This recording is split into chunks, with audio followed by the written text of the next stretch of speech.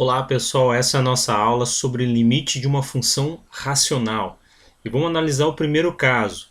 Quando x tende a um valor real conhecido, quer dizer, x tendendo a k, sendo k um valor que pertence ao conjunto dos números reais, a gente obtém, assim como a gente fez naquela aula do limite de uma função polinomial, substituindo o valor de x na função e determinando seu valor numérico. É isso que a gente vai fazer. Só que nesse caso tem algumas outras situações que a gente vai se deparar. Vamos fazer o exemplo aqui para a gente entender melhor. Então nós temos aqui o limite dessa função racional. A diferença entre uma função polinomial e racional é que a racional ela apresenta-se na forma de fração. E aí nós temos aqui o x tendendo a menos 1. O que a gente vai fazer? Muito simples, substituir o menos 1 no lugar do x que tem na função racional, ok? Vamos lá então. Então vamos colocar aqui 3 vezes. Aí no lugar do x ao quadrado eu vou colocar menos 1 e elevar esse menos 1 ao quadrado, que eu estou substituindo somente, né, no lugar do x, o menos 1. Aqui vai ficar menos 2 vezes menos 1 mais 5. E essa é a parte de cima, que a gente chama de numerador da fração, né? E aí a parte de baixo, que é o denominador, a gente vai ter aqui menos 1 ao quadrado, substituindo no lugar do x ao quadrado, menos 3 vezes menos 1, mais 1.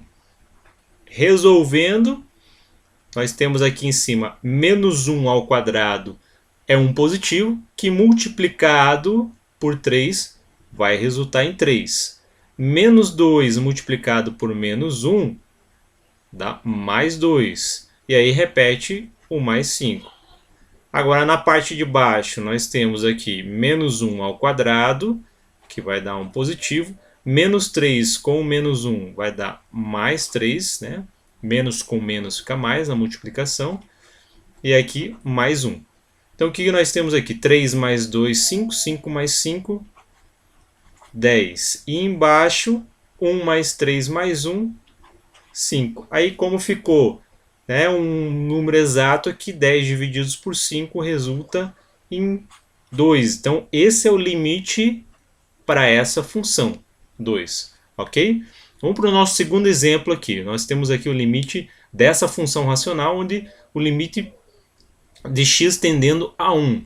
Então a gente vai substituir para ver o que acontece. Então vamos lá, então eu tenho aqui 3 vezes 1 menos 3.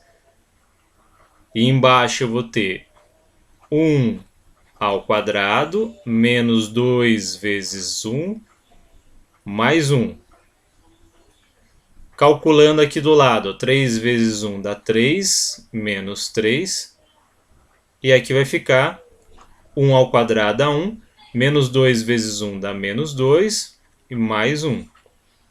Resolvendo, 3 menos 3, 0.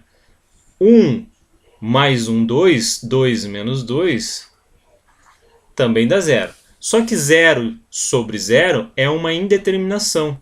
Isso quer dizer que eu não consigo determinar o limite para essa função. E aí eu tenho que seguir uma outra estratégia, que é fatorar isso como se fosse uma fração algébrica. Então eu vou pegar essa função racional aqui e vou fatorar. Então eu posso fazer isso da seguinte forma. Nessa parte de cima, no numerador, nessa expressão aqui em cima, eu vou fatorar com um fator comum em evidência, que no caso aqui é o 3. Então o 3 aparece nos dois termos, aí eu vou colocar em evidência e multiplicar por x menos 1. Então se a gente fizer a multiplicação de 3 vezes x, obtém 3x, e de 3 vezes menos 1 obtém menos 3. Mas isso aqui está escrito na forma fatorada. Aí embaixo vai ficar, se eu observar bem isso aqui, esse aqui é um trinômio quadrado perfeito. Tem 3 termos, essa expressão aqui, o primeiro é um quadrado, o segundo é um quadrado, e o termo do meio completa esse quadrado, se a gente ver. Então a gente pode fazer assim, o que a gente faz? Tira a raiz quadrada do primeiro termo, então a raiz quadrada de x ao quadrado é x, pega o sinal do segundo termo aqui, que é menos, e tira a raiz quadrada do terceiro termo. Raiz quadrada de 1 é 1. Fecho o parênteses aqui, não pode esquecer de elevar ao quadrado. E aí eu vou simplificar. Então observe que essa fração depois de fatorada pode ser simplificada. Então eu vou simplificar esse x menos 1, que aparece aqui em cima, também aparece aqui. Só que ele aparece duas vezes, porque ele está ao quadrado. Isso quer dizer então que ficará aqui ainda embaixo, o 3 vai ficar ali sozinho, ali em cima, só que aqui embaixo vai ficar um x menos 1. E aí a gente então transformou agora essa função racional em uma função mais simples. Então continua sendo o limite para essa mesma função, só que agora ela é escrita como 3 sobre x menos 1. Ok? Com um x tendendo a 1. E aí agora eu vou substituir então o 1 aqui. Veja só o que vai acontecer. Vai ficar o 3 lá em cima sozinho. Aqui 1 menos 1 é igual a 0. Então vai ficar 3 sobre 0.